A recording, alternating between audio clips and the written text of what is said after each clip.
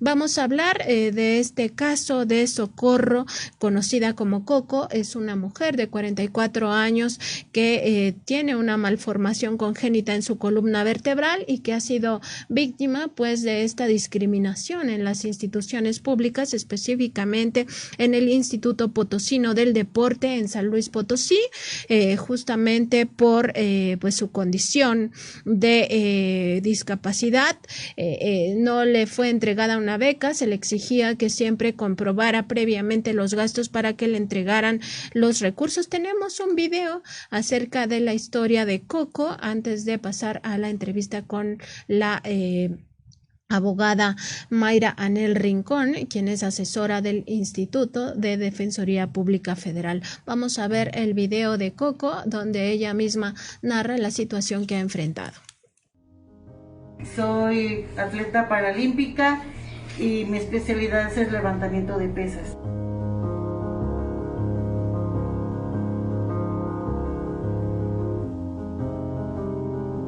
Yo inicié en el deporte cuando tenía 18 años, que me llevó mi papá a un grupo donde había personas con discapacidad que jugaban básquetbol. Él me inició en esto para que yo lo tomara como una rehabilitación. Esto me abrió muchas puertas, ya que me hizo ser más independiente, no tener miedo al salir a la calle y convivir con otras personas. Bueno, el problema que yo tuve con el Instituto del Deporte INPODE fue de que no me quisieron pagar unas becas de un material. Fui a hablar con ellos y lo único que me dijeron la primera vez que no había dinero. Fui una tercera, cuarta vez y pues me dijeron que lo hiciera como quisiera. Bueno, yo subí mi problema a las redes sociales y de ahí me contactó el señor Rael Espinzamudio y me canalizó al Instituto Federal de la Defensoría Pública aquí en San Luis Potosí. Me asignaron una licenciada Mayra Rincón aquí en San Luis Potosí y ella fue la que llevó mi caso.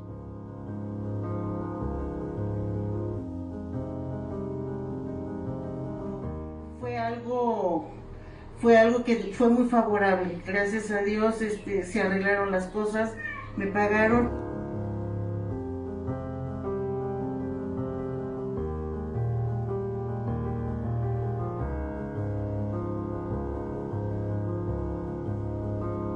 El servicio que me ofrecieron fue totalmente gratuito y por lo cual agradezco mucho por su gran trabajo y por su gran asesoría. Pues la verdad me siento muy contenta que nos apoyen en estos casos y para las personas que no tenemos los recursos para pagar.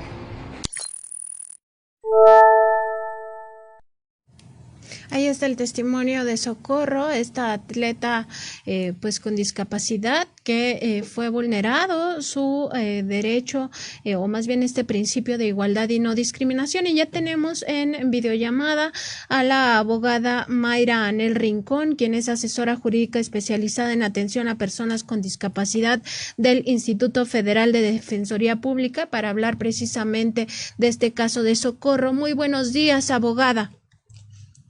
Buenos días.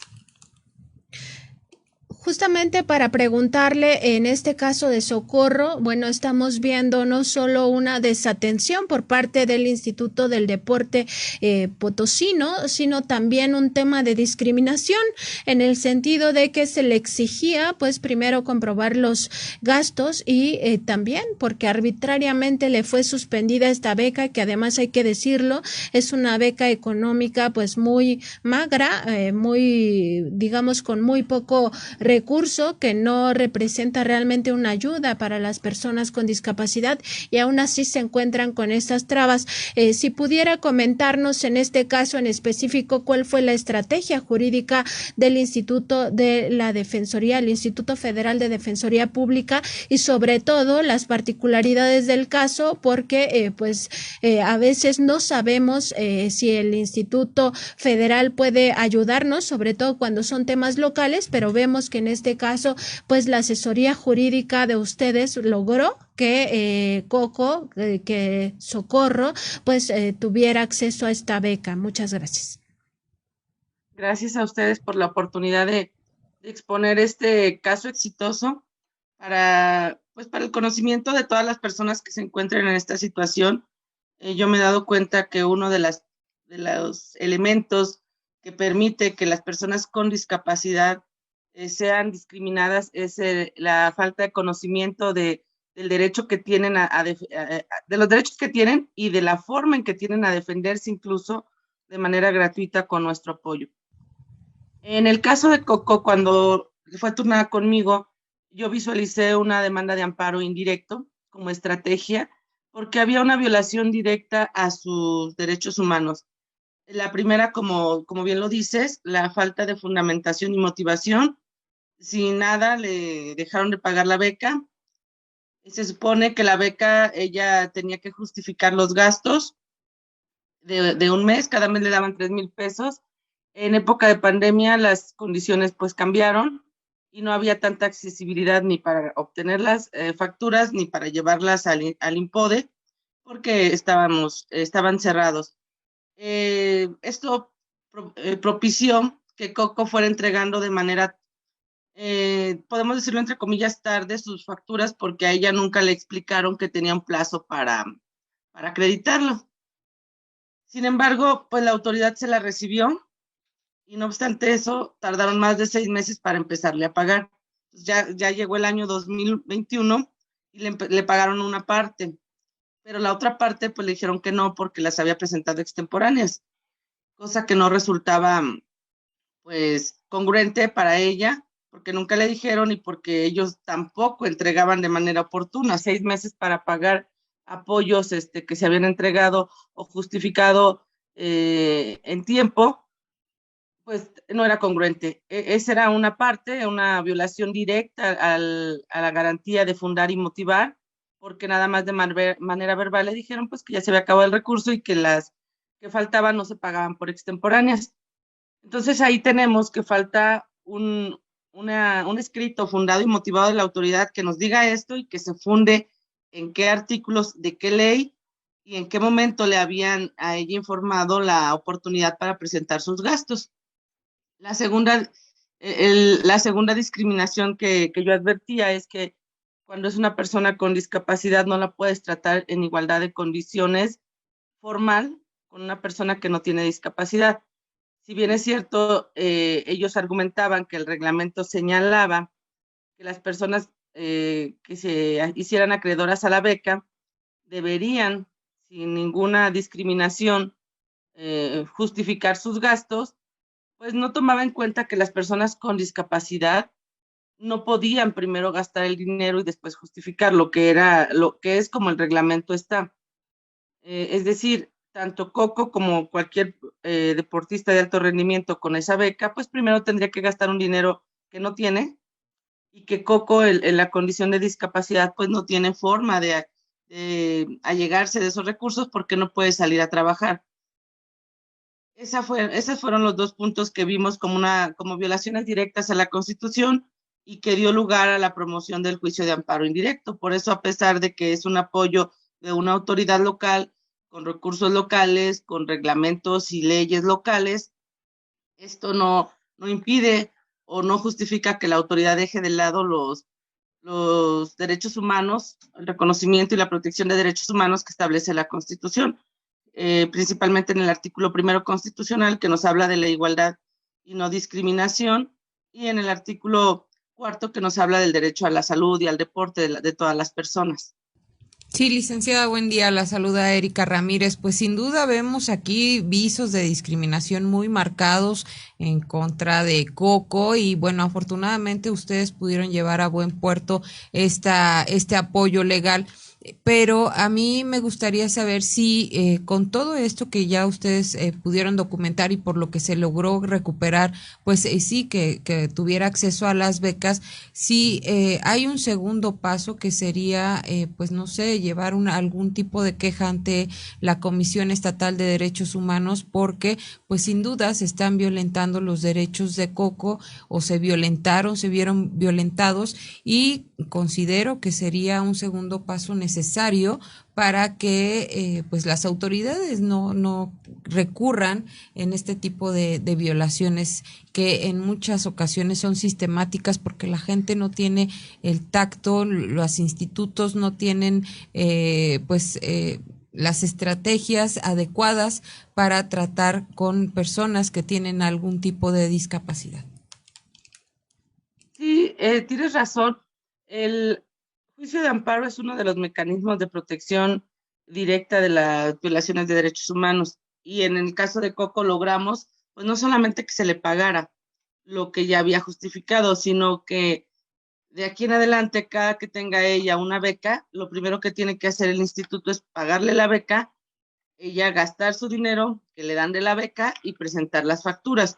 Este mecanismo del juicio de amparo es mucho más rápido que una queja, porque tenemos que saber que la queja tiene una calidad de orientadora y sí de sancionadora, siempre y cuando la autoridad acepte el error y cumpla con las disposiciones que la queja establezca. No dejamos de lado la presentación de esa queja, es ante un organismo del Estado que podemos acompañar a Coco, pero en realidad quien hace la investigación y quien debe llevar hasta su finalización es la Comisión Estatal de Derechos Humanos, porque evidentemente hubo una violación y no lo dudo que Coco sea la única. Yo pienso que hay más violaciones. Entonces, en ese sentido, yo creo que se lograría mayor cobertura de personas con discapacidad, incluso yo creo que atletas sin discapacidad que los dejen sin este pago, porque hay que traer a colación una característica muy importante. Coco no es un atleta de competencias locales, Coco es un atleta de competencias internacionales, y ser atleta de alto rendimiento, incluso sin discapacidad, son personas que se dedican a la práctica de un deporte como una profesión. Entonces no les puedes exigir que ellos trabajen para sostener su deporte, pero sí les quieres exigir que tengan rendimientos internacionales.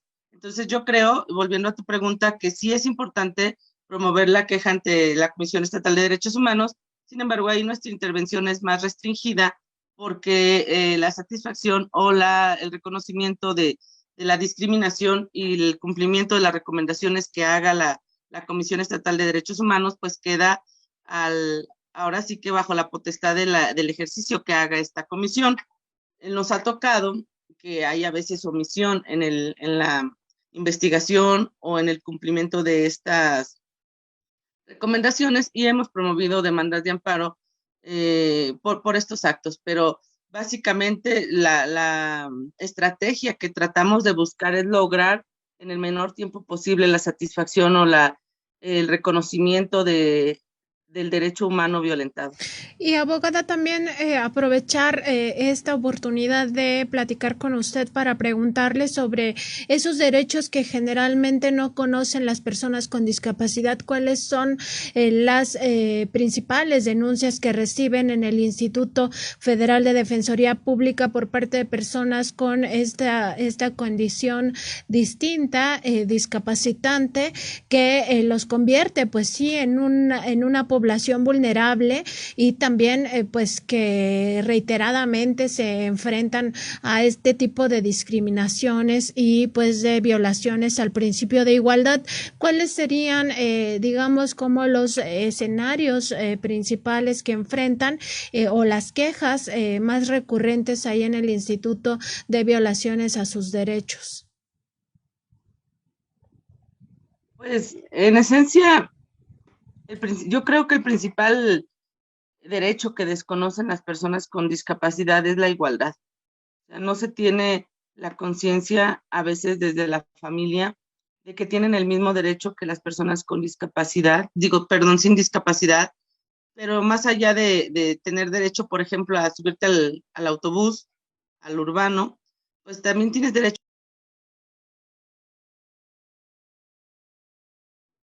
No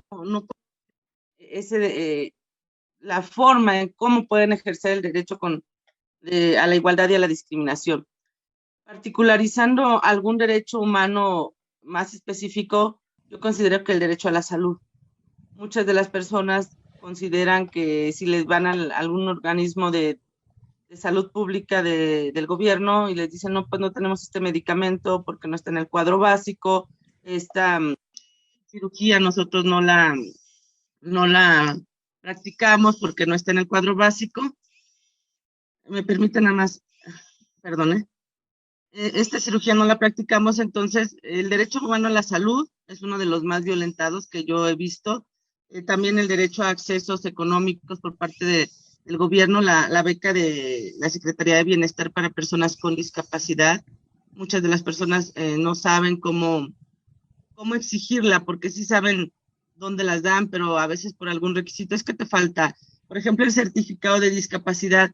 Las reglas de operación de este programa señala que debe tener un certificado médico. En mi opinión, esa regla es violatoria de la Constitución porque te está condicionando a que tu discapacidad solamente es médica. Sí, otra vez. Nuestra Corte ha establecido a lo que aspira el Estado mexicano, pues la discapacidad no es la falta de